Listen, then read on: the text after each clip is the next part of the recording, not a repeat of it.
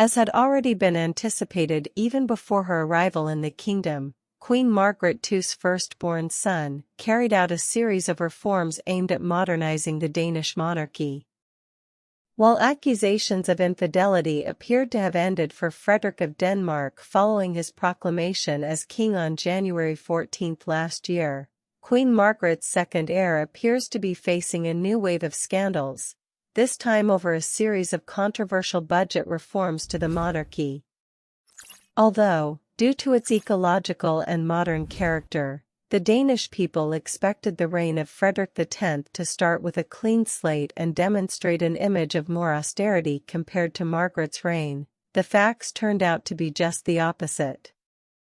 Likewise, quotes like the one below, recorded in Frederick's new book, The King's Word, reinforced expectations of positive change for the benefit of society.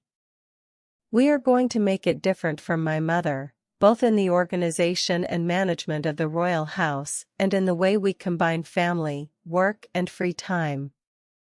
Mary and I are children of our time, and we received a different education from that of my mother and my grandfather," states the new Danish king in his new bibliographic material.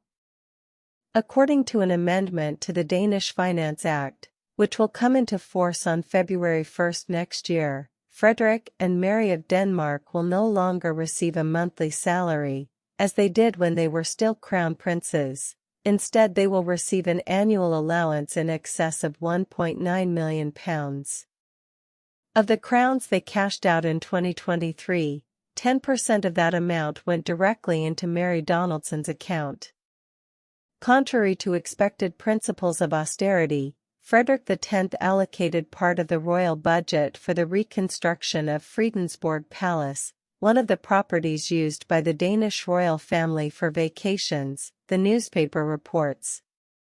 Reading: This change would be completely contrary to Denmark's expectations, and would demonstrate that luxury is indeed a priority for its new monarch.